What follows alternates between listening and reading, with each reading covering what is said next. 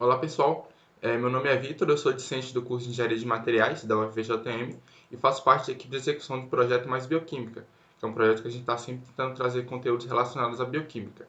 E hoje estou aqui para uma entrevista muito especial com a professora Sabrina Roy, que ela é doutora em Imunologia e Parasitologia pela Universidade Federal de Uberlândia, pela UFO, e ela tem vários trabalhos focados na microbiologia.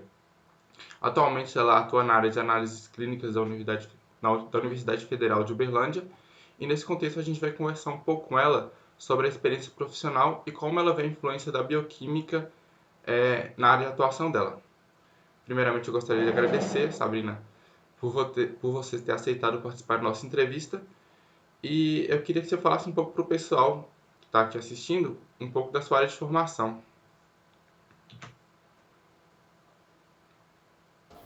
Bom, inicialmente eu gostaria de agradecer ao professor Dr. Silas e toda a equipe do projeto Mais Bioquímica pelo convite e espero conseguir esclarecer alguns pontos, né, para todos os espectadores. Bom, eu sou biomédica, Vitor, formada pela UFO, sou, né, como você já mencionou, sou mestre e doutora em Imunologia e Parasitologia aplicadas pela mesma universidade, com ênfase em microbiologia. Então, eu trabalhei muito no meu mestrado e doutorado com microbiologia. Também realizei pós-doutorado no Laboratório de Microbiologia Molecular, vinculado ao CNPq e também ao Programa de Imunologia e Parasitologia Aplicadas da UFO.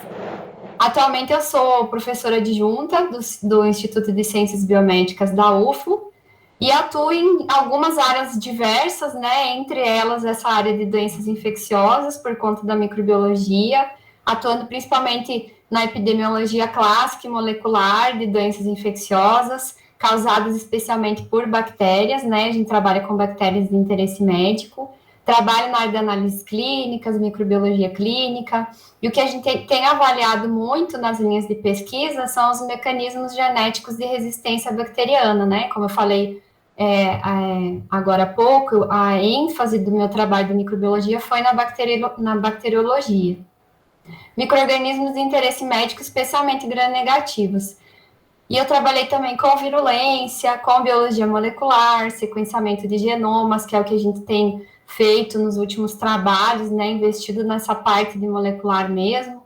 Trabalhei muito e continuo trabalhando com o biofilme bacteriano, que é uma forma de virulência que os micro-organismos têm, né, e a gente lembra sempre do biofilme na placa dentária, né, mas a gente avalia isso com os micro-organismos, como eles podem aderir, especialmente formar o biofilme, né, que é uma estrutura complexa nos dispositivos invasivos, já que a gente está falando dessa parte clínica, então, mais ou menos nessa área. E tenho feito alguns trabalhinhos agora, nos últimos tempos, em relação à imunematologia, aí mais voltada para essa parte de análises clínicas, realmente, com alguns biomédicos que são nossos colegas na agência transfusional do Hospital de Clínicas. Então, assim, são algumas áreas diversas, né, que a gente tenta reunir o conhecimento que a gente tem de cada área para conseguir desenvolver alguns trabalhinhos na universidade. Ótimo. Você falou que você trabalha com as análises clínicas. O que seriam essas análises clínicas?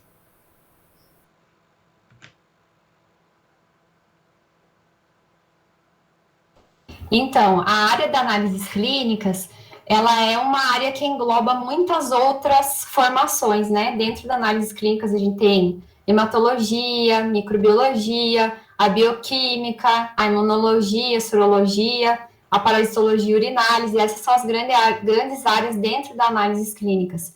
E nesse contexto, a gente precisa entender que análises clínicas está muito voltada, né, que pode ser sinônimo de patologia clínica, voltada para compreensão de todos os domínios e procedimentos na área de processamento ou de prática laboratorial. Então, a gente avalia desde a coleta da amostra biológica do paciente até a interpretação dos resultados dos exames, né?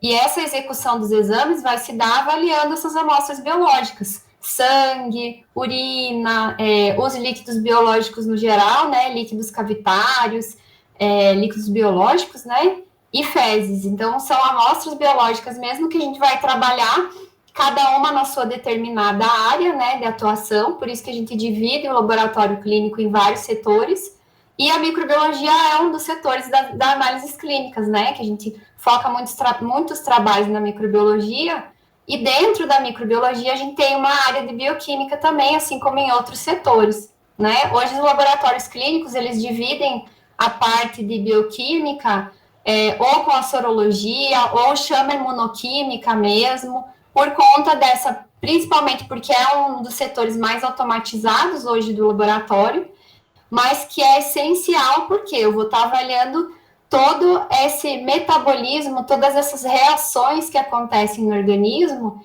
para eu analisar determinado analito, né, e investigar como que o processo metabólico do organismo está acontecendo a partir dessas dosagens, né, isso acontece com qualquer fluido biológico que a gente for avaliar, a gente consegue fazer dosagem desses analitos, né, a depender do que a gente está avaliando aí no paciente.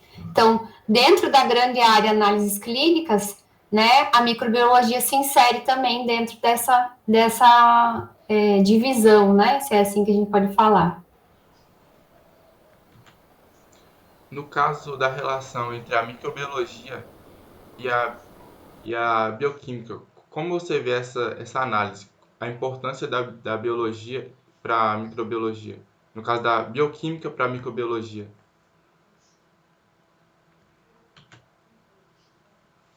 Isso.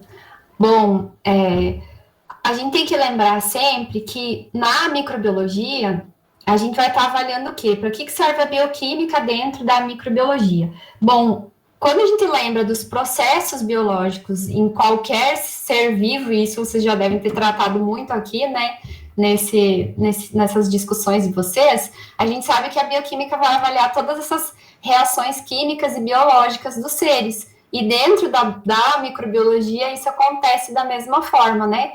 A gente utiliza testes bioquímicos para conseguir o quê? Para conseguir identificar. E eu vou chamar mais atenção para a bacteriologia, né? Que é a minha área de atuação. Lembrar que quando a gente lembra dos processos bioquímicos e dos testes, a gente vai tentar, com esses resultados, identificar, separar grupos e espécies, né, gêneros e espécies bacterianas a partir dessas reações bioquímicas, que são relações que a gente avalia as vias metabólicas do micro-organismo, né, quais vias eles obtêm energia. Então, eu divido aqueles que obtêm energia através da respiração ou através da fermentação, se eles são aeróbios, anaeróbios estritos, aeróbios facultativos, enfim, a gente avalia essas reações metabólicas do organismo e principalmente analisa enzimas específicas que o micro-organismo apresenta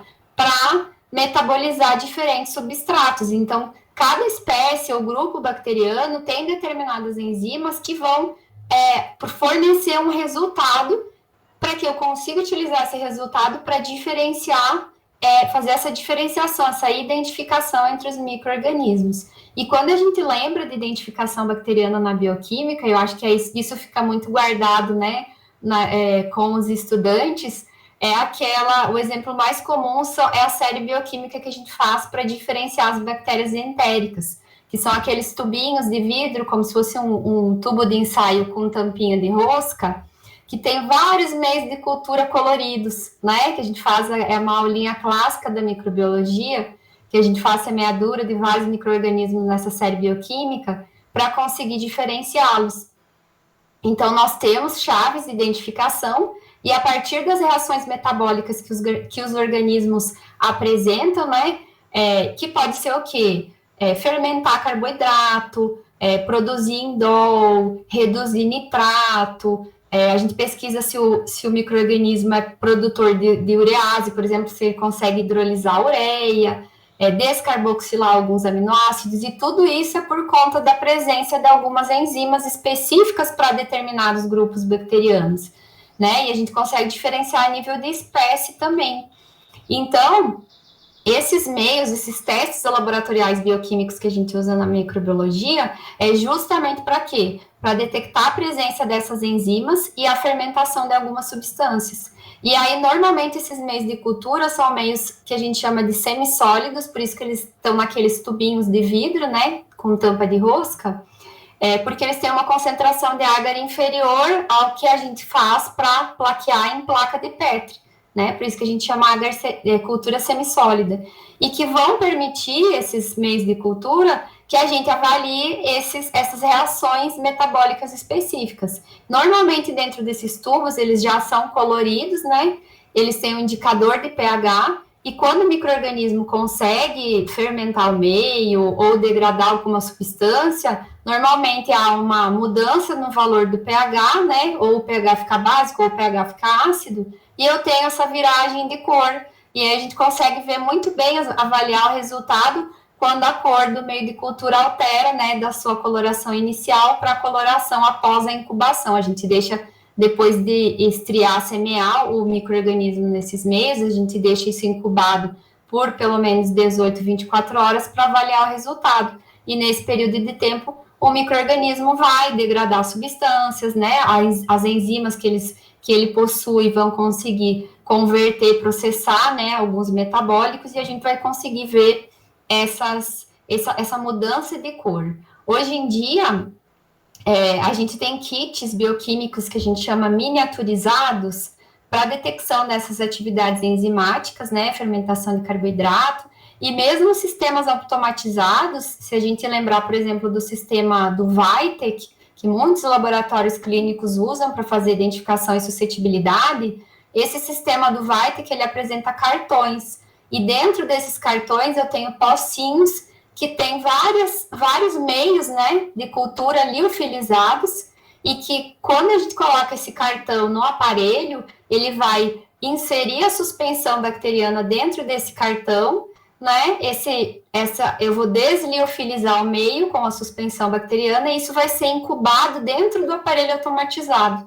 E aí lá vão ser feitas leituras, né, de 15 em 15 minutos, vai ser feita a incubação e a leitura, e normalmente esse resultado sai em 6, 8 horas, né, então é muito mais rápido do que a identificação manual. Hoje em dia, ainda no laboratório de microbiologia, a gente utiliza ainda muita mão de obra humana, né, a gente tem automação no laboratório, tem bastante automação, mas essa parte inicial de processar a amostra clínica, de semear isso nos meios de cultura, né? Normalmente a gente faz a coloração de grã, que é a inicial, verifica se é um grã positivo ou grã negativo, e aí eu sei qual meio seletivo e diferencial eu devo usar para conseguir ter uma colônia, né? Uma amostra, um micro-organismo, uma colônia pura, para eu conseguir identificar depois na automação. Então, essa parte inicial é muito manual, a gente demanda ainda muita mão de obra, né, humana para essa parte. Então,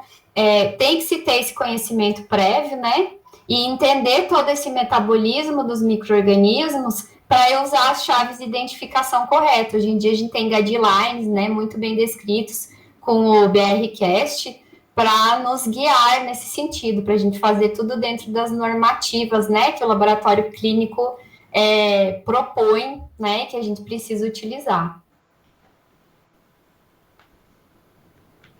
Acho que era mais ou menos isso, Vitor. Não sei se eu fui clara. Foi sim.